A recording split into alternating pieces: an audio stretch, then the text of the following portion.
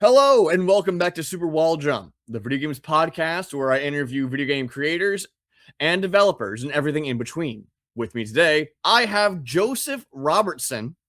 Tell us about yourself, Joseph. Hi, everyone. I'm probably better known as Pokemon Trainer J online. I'm an Ingress player, which I'm on this podcast. I do a podcast all about Ingress. If you don't know Ingress, it was the game by the Pokemon Go people that came before Pokemon Go, is the easiest way to explain it. Yes, can you show the basic gameplay of Ingress to us? So the basic gameplay that I try to explain it is like show the flag and link all the flags together. So you have two rival factions. You've got the Enlightened, that are the green team, and the Resistance, that are the blue team. They're fighting against each other to try and control points of interest in the real world. So like your trail markers, your clock towers, famous buildings, things like that will be portals in the game. And your aim is to capture those portals, turn them to your color, and then link the portals to one another to create a control field. And the idea and the lore behind that being that you capture the mind units of the people living under that control field and you turn them to your way of thinking for the Enlightened or the Resistance. So, in a way, it's Pokemon Go minus Pokemon. It's a reductive way to say it, but it is a way to say it. What got you into Ingress in the first place? So what got me into Ingress was Pokemon Go. So when the Pokemon Go kicked off, it had various Pokestops and gyms around, and the only way to get more at the time was to get to level 12 on Ingress and nominate things in Ingress that then syncs over to Pokemon Go. So I had no intention of playing Ingress after getting to that level, but obviously carried on now. I've now close to hitting level 16 for the third time in Ingress. And Ingress came out in 2013, right? So it's been around for 13 years because I believe Pokemon Go came out in 2016 because I still remember Hillary Clinton being like, "Remember to Pokemon Go to the polls." Yeah. Yeah, so Pokemon Go's 10 this year, Ingress is 13. So Ingress always is a big thing in November for its anniversaries where you get like double XP, loads of extra items, extra drops on things on the map. So there's an important thing that happened last year. So last year, Scopely bought out Pokemon Go, Monster Tower, Pikmin Bloom, Campfire, and Wayfarer. I think I've got all those. And that meant that Niantic Spatial was a new company that was set up to then take on Ingress, Peridot, and Scaniverse. So they're now completely separated. As I said before, I was doing it to get Pokestops in Pokemon Go. You can't do that now. So they are separate things under separate companies with separate ideas about what they want to do with their games. Makes sense, but I didn't know that they had split up like that. So it sounds like a lot of the Nintendo properties are just being handled by other people altogether. Because Pikmin Bloom is also like Pokemon Go, but just with Pikmin, I think. Walking in flowers mainly, and some RNG stuff with Pikmin Bloom. More casual than Pokemon Go. I enjoy Pikmin as a franchise, and it's one of the very few franchises my wife will actually play. So I looked into Pikmin Bloom for a time, and it didn't really blow my skirt up in any measurable way. So why play Ingress over all of these other games? So I think for me, Ingress kind of encourages me to get out and do things. So it has a daily task system where gives you 4 tasks to do a day and says if you complete these, you get some extra items, you get some XP. And it will also it's recently started doing campaign events. So recently there was campaigns with special tasks you can do for the Valentine's Day event and the Lunar New Year event. I spent a lot of time traveling to and from work and make sure I went for walk on my lunch break, mental health, all that kind of thing. And Mhm. then I was like, well, I could play Ingress at the same time, explore my town a little more. There'll be little things on the map in Ingress where it highlights portals you've not visited, and you get extra Mhm. points on those towards the badge. I think badges is a big thing in Ingress that I have to highlight. So there are set badges you get for as I said, capturing certain amount of new portals to you, and you can also go and get badges for, I don't know, flying your drone a certain distance, getting a certain number of portal mods deployed so you can shield up the portals from enemy attacks. So there's lots of badges to get there. There are badges that you just buy and they do nothing special, but they look nice on your profile. Mhm. Cosmetics are always nice. People like them for a reason. It's why people play The Sims so much. People like it when things look nice. But it Yes. sounds like overall, one of the major benefits of Ingress as a system is it encourages people to go out and experience the real world, which is counter to what a lot of video games' stated goal is, which is keeping you in front of a screen. Yeah, so Ingress as well does big events every quarter. So right now, the season we're in is the Plus Gamma Anomaly season. Mhm. So there are big events in, I think there's one in Charlotte and in Tainan. I'm going to get that wrong. But the idea is that you go to there and it's a 3-day event. There are events to do on Friday.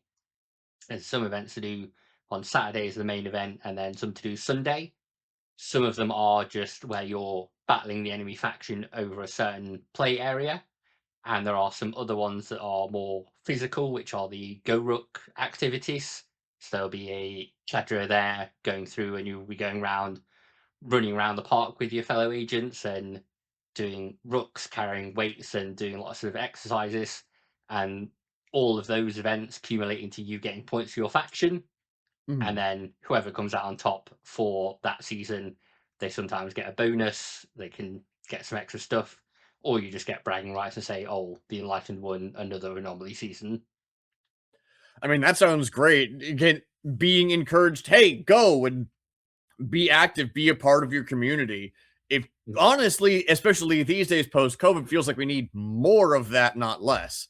Because I don't know about you, but during COVID, I was not going out and playing Pokemon Go at all. No, I it was very downloaded much it. a sit on the sofa play, wasn't it? Yeah, I was like, I think I re-downloaded it, and then I'm like, there's nothing around my apartment. This isn't gonna work. Uh But now that COVID, while it's still around, it's mostly subsided, and we know that we can treat it better, so it's less of a risk. It'd be nice to Yeah. have more in-person stuff like that because I know, especially right now, especially with the wintertime, in the northern hemisphere, we need a good reason to leave the house.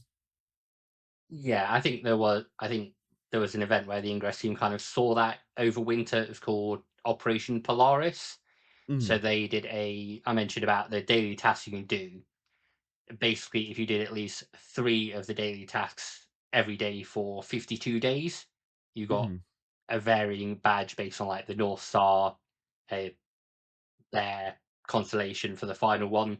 So it's part of their encouraging you go out, do your task. Your task might be to create some links between 2 portals. It Mhm. might be to make a field, do a certain number of hooks, like spinning a Pokestop, that kind of action. So it was encouraging you to, yes, it's cold. Please do still go out for yourself Mhm. and get some exercise. And also, hey, keep playing our game because I imagine it's Yes. also hard to properly play the game when you're just sitting on your couch all the time. Especially if the Yeah, there's game not really anything to do in Ingress when you're sat on your couch. It's not like Pokemon Go where you could do some battles or organize your collection. It's you have to be or out catch playing some Ingress. Pokemon that are nearby or what Yeah. have you. I remember when I played Ingress in college, I was living in a building that was one of the like locations to capture. And that I could do while sitting at home, but I never won. I never won. There was always like 3 people that came by and kept stealing my apartment building. Yeah. So I'm quite fortunate. I've got about 4 or 5 pools nearby my house. I've got 2 that are nearby work, so I can technically play from the couch, but Mhm. I do like getting out there and actually playing, seeing medals tick up. Obviously, Ingress is the general thing of number go up, make brain happy kind of Mhm. thing. Seeing your AP tick up or getting a new badge, and then it's just nice seeing everything progress. I know I mentioned that I hit level 16 for the 3rd time nearly, so I know Pokemon Go changed their level up system. You can now level up to 80. Ingress does a prestige tile system. So Mhm. when you hit level 16, you can choose to recurse and start over again from level 1. You keep all your items and everything, and you can choose to change to the faction then if you want. So if you've been enlightened all the time and you want a bit of a change, you can change to resistance, see how it's on that side, and then do it again, change again.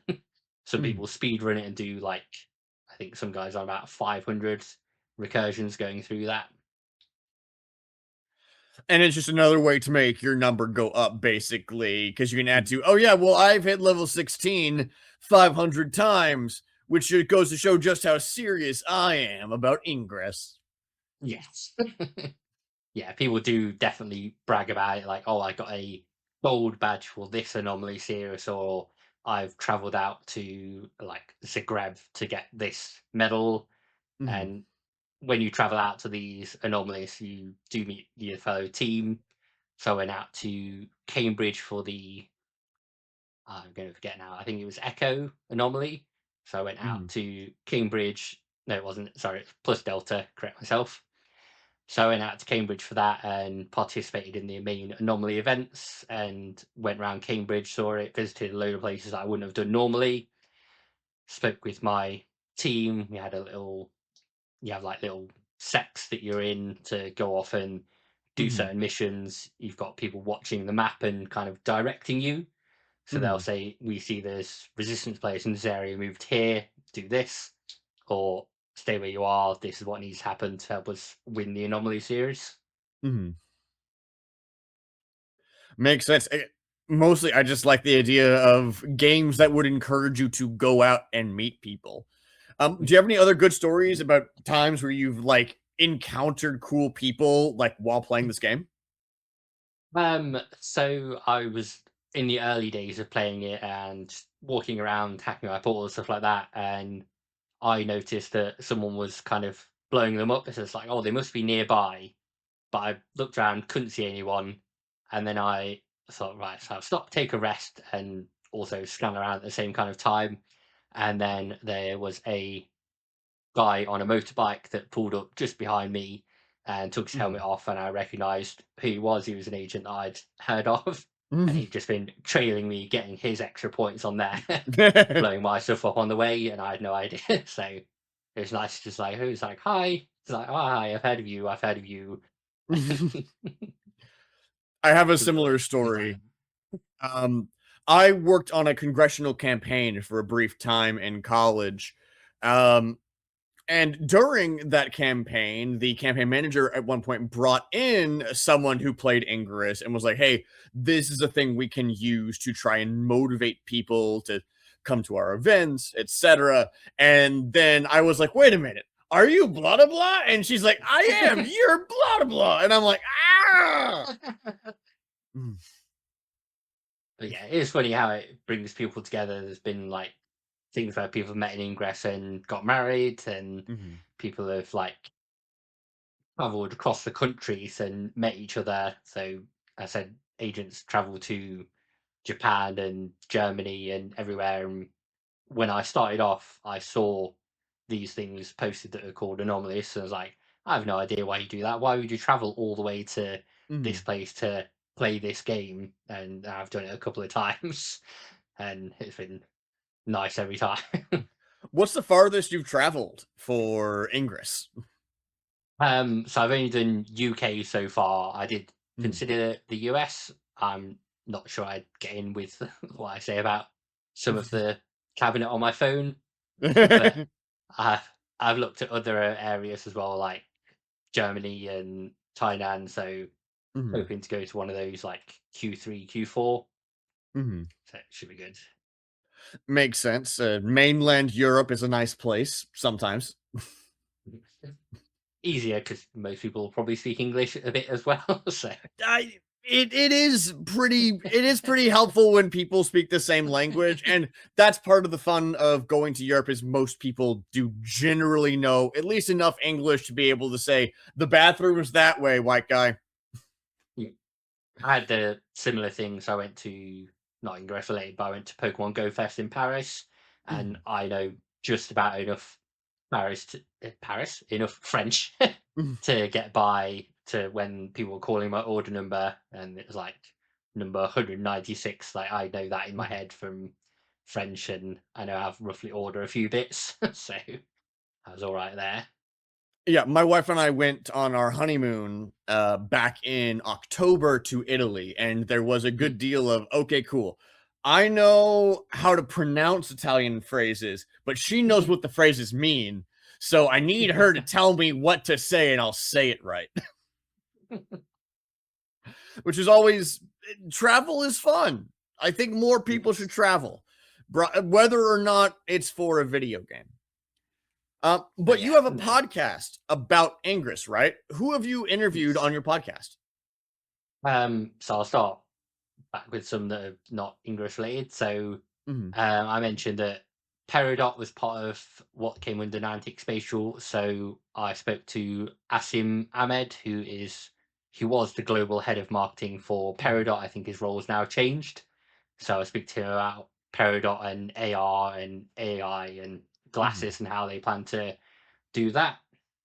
And then I got a bit interested in the games Niantic closed down. So like Harry Potter Wizards Unite, I spoke to the community manager HP Lola about mhm. Harry Potter and how it felt in their team when that closed down. Then I'm trying to think, and then I also spoke to the community manager for. I don't know if you know, Niantic had a short-lived NBA game, NBA All World. I did not know that they had a short-lived NBA game. I also wasn't aware that they had had a now dead Harry Potter game, which I'm going to ask you more about momentarily. But please continue. Yeah, so I spoke to the community manager for the NBA All World game again about how that kind of came in, how his role was, and what he did. And then I'm trying to think what the other one was. And then I spoke. I don't know if you know The Witcher. Most people know The Witcher. I They know had the a Witcher. short. They had a short AR game out as well. That was The Witcher Monster Slayer. So I tracked down the community manager through LinkedIn, spoke to him about the game and kind of what the plans were going forward. They never got to do, so that was interesting to find out. And then for the 2-year anniversary of the podcast, I managed to speak to the game director of Ingress, Brian Rose, Mhm. and I managed to ask him a lot of questions that were put forward by the community and some of my own questions. So it was interesting to see where they see the game going. Now they've obviously split off and they're under Niantic Spatial, who aren't a Mhm. games company technically, whereas Mm. Scopely, who brought the Niantic games, are a games company. So So they're not a games company anymore, but they're still running Niantic, or they're still running Ingress. yeah, Niantic Spatial are an AI and AR mapping company instead of a Mm. games company, but Ingress and Peridot and the Kojima project they're doing fall under the immersive experiences banner. Mm. So I mean, that does make sense because if you do think about it, like Ingress and Pokemon Go and all these games, they are AR games first. It's not you're going into a separate reality. You are, taking what's already there and you're adding another layer onto it. If a listener, if you've played Pokemon Go, you know, and if you've played English, you know that they have these regular locations and then they add on the fact that they are important locations for the game. So there's multiple, like, hey, if you see a cool statue, that cool statue can also be important in a game. So again, it does fit for augmented reality. You're adding on to it, literally augmenting it. yeah, But been there was through a a there few. was I've a got a few people I'm trying to track down as well. I've quite enjoyed going through the Sunset game, so there was a whole raft of AR games that came out when Pokemon Go did a big boom. There was a Ghostbusters one, a Men in Black one. There was another one I was thinking of. I've nearly tracked down those people, so I'll talk to them about it. And that sounds fantastic. I'm hearing all of this makes sense. I have no doubt that people saw Pokemon Go and they're like, I want that for me. I want that for me. But at the same time, hearing about how many of them there are and how it sounds like almost none of them still exist, that's fascinating to me. Why have all these other games died out? Because like the Harry Potter one, listen, J.K. Rowling is a very particular kind of person, and we don't need to get into that right now. But a lot of people don't like her for legitimate reasons, but it's still a huge industry just built around Harry Potter. How does that fail? No, I know. So the Harry Potter game was very similar to Pokemon Go, but you were going around and casting spells to kind of capture magical things in the world, like Dumbledore's portrait, Harry Potter playing Quidditch, and you put them in a book and level up that way. But then there was some interesting things they did where you could plant things in a greenhouse and other people come and collect them and help you grow them. And there was some like Pokemon Go raids, but you'd be fighting a series of bosses with other people. I'm trying to think of some other things they did, but yeah. So I think it sounds like there's a lot more levels to it than I was expecting. Like the greenhouse, like boss raids, that's a whole like ecosystem that they have set up. So did it just die due to like a low user base, or? I think the user base was fine. I think it was internally WB Warner Bros. Just deciding that they were going in another direction with things and getting rid of it. From what I understand, so it launched in 2019, and the plan was that phase 1 for it would last 5 years for the storyline. So a storyline going on with like Harry as an Aura, Ron losing his memories, some evil organization, kind of usual stuff. So, and they had to very quickly wrap it up. I think they were probably told about a month or two beforehand to end the story. So I'm not into Harry Potter anymore, but for those who are, that does sound like it sucks to have this thing that's all right, cool. We have a long-term plan set in place, but so it lasted for about 3 years, right? Yeah, I think was it a little under 2? I'm sure it was 2019, 2021 off the top of my head. I'm looking it up right now. Yes. Released in 2019. And when did Hogwarts Legacy come out? Because good tie-in. it would have been a good tie-in, but okay, it came out in 2023. They were probably working on it in 2021, and they almost certainly were working on it. And if it's a Warner Brothers property, Warner Brothers probably had their hands in it, and maybe that was part of why, because they were thinking about it. It's like, all right, cool. We want to make sure this Hogwarts game sells appropriately, and in order to do that, we should probably axe this free-to-play game. Yeah. Which I don't know that people were spending on it a lot either. I think it had a good user base, but I don't remember ever buying anything in Harry Potter with Zoodites, so I didn't see the need. So that was probably another issue.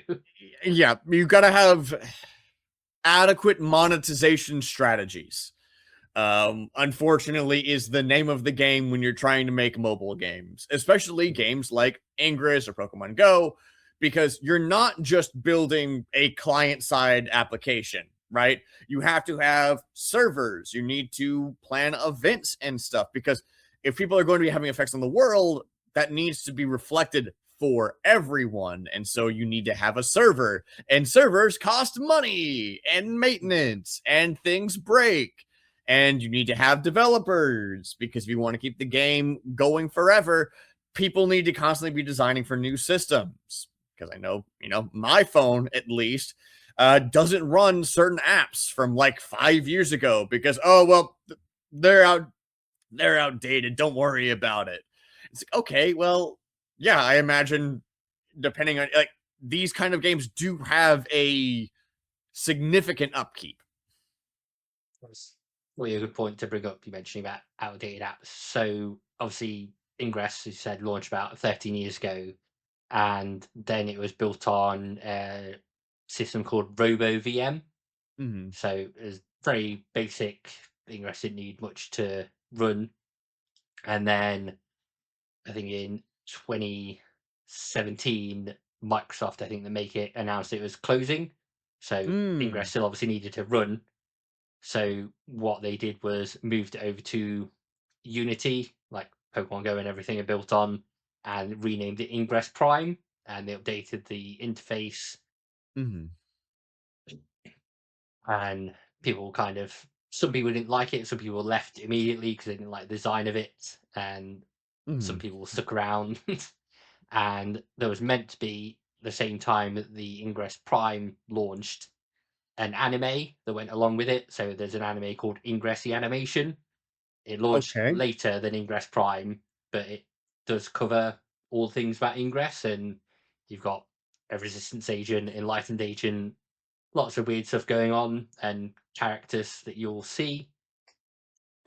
That also used to be a thing, which is not so much of a thing now, is that this would turn up at Ingress live events, Mm-hmm. playing characters from the Ingress storyline.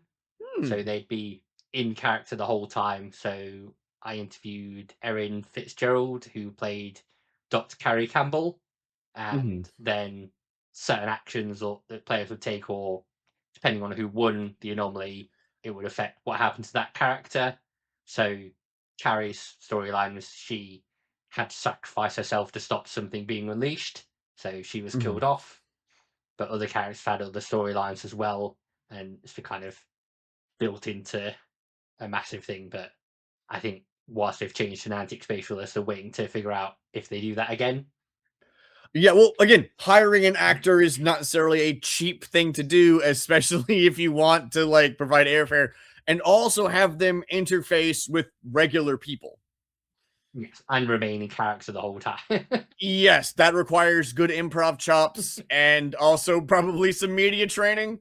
Um, and also there's the question of okay, cool, did they have Niantic staff on standby in case people were going to be weird towards the actors? Because that's a thing that you have to consider. Some people will, if you're online these days, some people will see you and be like, I've decided to make you my whole personality now. That thankfully and unfortunately has not happened to me yet. But I imagine that if you are a character actor for a game like this, someone could theoretically become uncomfortably attached. Definitely. I realised, talking about Sunset games earlier, I missed two off that didn't make it out of other countries. So Mm, I just mentioned them as well. So there was a Transformers heavy metal game where you battle Transformers in you had like a deck of attacks to attack the other Autobots, or I forget the other ones now off the top of my head. And there was Catan World Explorers, based off the board games. You built up a town and spent gold and did compete for your faction to build up the most.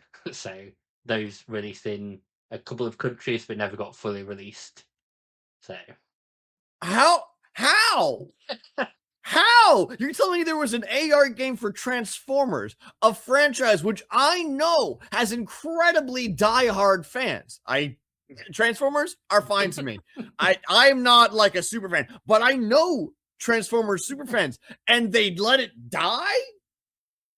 yeah, like I said, I think there must have been a weird thing with Niantic HQ being in London, so I couldn't play it where I am. But if I Mhm, had to travel to the office in London, I could play it whilst I was there when I downloaded it. So mhm. I got to experience it bits, like selecting characters like Bumblebee and sorting out my deck and playing against other people's Mhm. Transformers. It was I don't see how that went wrong and how it got so delayed. But I don't know whether Hasbro had some hand in it or whether they decided to no. Yeah. From what I've heard about Hasbro, that sounds likely. But it also sounds as if Ingress is Niantic's only like sole property. And Pokemon Go, Pikmin Bloom, all of these other ones, they are the IP belongs to someone else, not Niantic. They are working with Niantic, or they worked with Niantic to bring these games to life. And it goes Yeah. to show that Niantic still is running Ingress, the one game that they have the IP of. Yeah, so they've got this and Peridot, which is like a virtual AR pet raiser and breeder. So completely different to Ingress, and Oh yeah. probably more focused on like AR glasses and things like that. But Ingress is their main like play, go out and explore, do real world socialization. Mm-hmm. So they put a lot into it. I think they've been realized they want it to be a forever game that they said when things kind of split off. And it's been going 13 years. Obviously, it's had ups and downs, especially during COVID when you couldn't go out as easily. Mm-hmm. Yeah. I mean, I'm definitely looking very forward. I mean, I'm probably going to download it again after this podcast ends. Um, so because it sounds like they have added a lot to it. They have a lot more going on in the game now, or at the very Mm. least, I want to look into it simply as sort of a symbol of what the game is now, and also what those games are now. Because again, I hate to bring up COVID, but COVID was like the kryptonite for these kinds of games, because these games are built on being able to go out and be around other people. Like, you don't play just to, oh, I captured the Arc de Triomphe. It's, oh, I went to the Arc de Triomphe and captured it with my friends and met people and had a good time, and you have a story come out of it. It's not really about the game, it's about the connections you make via the game. And it'd be really interesting to see what connections you can make with the game now. Yeah, like you say, COVID kind of hit Ingress hard as well because you didn't go out. So one Mm, of the things I did was a drone. So you now have a drone that you can send out mhm, to other portals to mhm, do an additional hack, and that helped people during lockdown because you run contests be like how far can you get your drone from your house, hopping over all these portals, going over mhm, here, or if you are on a trip somewhere, can you leave it and move it? Can you get it across the sea? That kind of thing. mhm. Can you leapfrog using all of these separate portals to get where Mm. you want to go? Yeah, get to the kind of Mhm. high level portals and get the best stuff. And do they still have the drones now? Yes, they've still got the drones now, so they've remained in normal gameplay. You get Mhm, um, points on your profile for taking down enemy drones as well. So if mhm, you attack a portal that's got a drone on it that's given the other team, then you'll mhm, send it back to them and they'll get a notification that, oh, your drone was returned by this person. So you kind of mhm.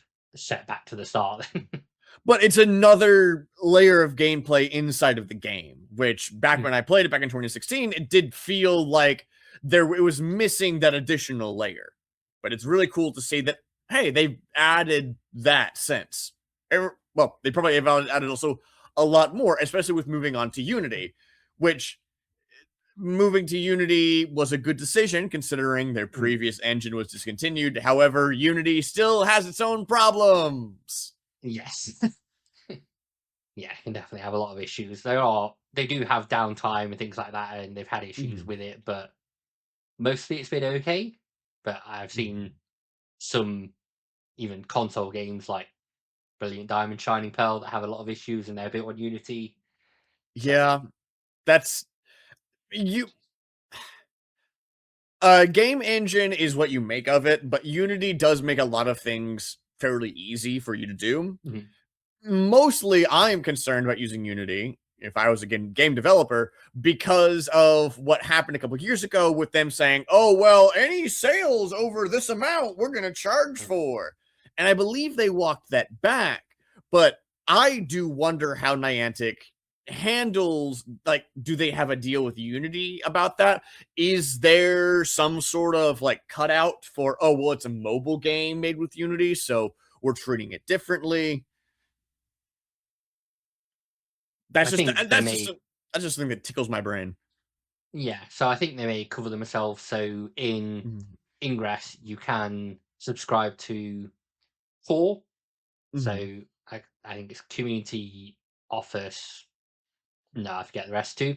But basically, you can pay about £8 a month to Ingress, and then you get a supply drop every month. So you'll get like some in-game currency in exchange to spend in the store, and you get a drop of some nice items, and kind of it helps support the game. So there's quite a few people that do that and pay their money, help support it, and then get the goodies for that. So I think that might be how they're trying to offset any possible Unity might charge us X amount in future. Yeah. Well, again, these mobile games live and die off of microtransactions. You can make the coolest thing in the world, but if you're not making any money from it, it's going to go away. And if you aren't making money from it, then you run the risk of getting into enshittification, like we're seeing with Discord right now. Companies will offer you a free service, and then once a bunch of people are using that free service, they're going to make it worse and worse and worse unless you pay them money. It's the same strategy that Uber used when Uber first came about. They're like, we're going to undercut all the cab companies, and then once the cabs are gone, it's ours, baby. And now everyone's rates are really high, and no one is really happy. Or at least I'm not. Yeah, I think Ingress are trying to do a lot of things this year. So like I said, they've gone quite hard on the campaigns. There's one coming up for Toast Day in a couple of days, so where you can earn a toast medal and do campaigns related to Toast, because that became a character in its own right in Ingress. So there's a little thing in Toast. You're talking about the bread that you lightly burn, right? Yeah, so there's a toast day in the UK. Is a day about toast? I think it's international, but yeah. I gotta look this up. But to explain, so in 2018, when they moved over to Unity, it sends a thing out that says you send out toast notifications, like toast popping out of the toaster. So there was a notification went out accidentally on Ingress that just said, this is a toast notification, because they've got to fill everything in. And then the Ingress team just kind of went with it and put in Toast Day badges, put in a toast glyph that you can do when you hack. They made 2 toast plushies, so there's a giant toast and a small toast. There's toast beacons that you could put on portals to make them extra toasty for 4 hours, apparently. So, went with it from that little mistake. I'm not gonna argue with that, honestly. That sounds great to me. I'm fairly certain Toast is also a kind of software, but I looked it up, and Toast Day is real. Although it does say from the BBC, but I'll take it. Yep, and Ingress is the next thing up, which is Ingress Toast Day 2026. That's all that's going on. Listen, I'm happy that they're rolling with it. I think that a big thing to note when it comes to games in their communities is whether or not mistakes that are, joked about become memes inside of that community, and whether or not like the community managers sign off on it. Because hey, people don't like acknowledging mistakes, but if you can acknowledge a mistake and run with it and have a great time with it vis-a-vis Toast Day, I think that speaks to the community being healthy, and also the developers and the community having a pretty positive relationship. I think the community really took it on as well. So in Ingress, you can do missions. So you'll visit a portal and it will say, here's the missions you could do. Visit these 6 or more portals. You can hack them, or you answer questions at them, and you're around and explore. And people have made whole Toast banners and their own little Toast characters to go along with it. There's like a Halloween Toast banner I've done with them all dressed as like vampires and ghosts and things like that. So I think they just realized they're onto a good thing, and why not? It's an in-joke inside of the community, and that is what makes the community great. If you have communities that don't have in-jokes, are they really friends? Yeah. Well, I definitely feel like I've learned a lot about Ingress and also as about Niantic as a company, which is nice. And also about apparently the slew of third-party games that Niantic worked on that don't exist anymore, which is kind of sad. There is a website you can visit that's called, I know there's Killed by Google is a thing to list like Google Wave and everything. There is also Killed by Niantic that shows you all the things they used to have. What happened to them? That's life under capitalism. You can have a beautiful thing and then it just doesn't make any money. And then we have to get rid of it. Well, thank you so much for coming on and telling me all of this wonderful stuff. If people want to find more from you, where can they go? So the best place to be if you search for Ingress Insights on your podcast service of choice. I'm trying to do better this year in explaining things to people as if they're new. So if you are new to it and want to listen, then you can let me know. And I also try and drop little episodes about certain features. So last week I didn't really talk about this, but I dropped one about Machina, which is like a red AI controlled faction that players can battle against. Ooh. Explain what that is and how that came about. Do you want to go into that now? Because that sounds interesting. Because I played back when there was just the Enlightened and the Resistance. I didn't realize there was a third faction now. Even if it's just an enemy faction, that still is interesting to me. So around the end of Epiphany Dawn Anomaly series, which was 2022, there was a red portals that popped up that just said unknown on them, and they had like a massive crystal over them, and when you blew them up you got a lot of items and a lot of AP, and then eventually it was revealed that it's an enemy faction called Machina, and they infect empty portals, so if you don't have a lot of players in your area, you still have an enemy to battle against because they'll take over the empty portals, and you can blow them up and then get your, if you recapture them, you get a tick on a reclaimer badge. So you're trying to reclaim all those portals back from Machina as you can, and they will also, like Enlightened Resistance, make their own links. So if you come to somewhere where there's no one playing Ingress, you'll probably see it's all red with everything linked together. But that's your opportunity to get lots of AP by taking that all down and level up quickly. It's not empty, it's just occupied by the enemy, which, is fun. Have they been doing lots of fun storylines with the Machina? They did mention like ways in which it might grow. It seems to get stronger, and then it does kind of weaken off and go away for a few cycles of Ingress, and then it comes back. So there's little like theories about what it might do next and how it might grow, how it might make its own fields, but not anything as yet. Hopefully soon. I mean, again, it's a game that has existed for 13 years and the community is still going. I do think that is noteworthy and worthy of praise. That, because what other games do you know that have existed for 13 years that are still going strong, that aren't like Team Fortress 2? I didn't think of one when you were saying it. I don't know if it counts because I think they redid Angry Birds. Is that still going? I have seen no ads for Angry Birds or anything like that. So I'm going to assume Angry Birds is dead, but also Angry Birds wasn't multiplayer. No, right? True. Like, single player games are one thing, but multiplayer games, usually crowds move on over time. But again, Ingress has been going on for 13 years straight. Pokemon Go has been going on for 10 years. Yeah. So, being able to see how these have changed over, a literal decade, when we've seen games like Concord come out for 2 weeks and get shut down immediately.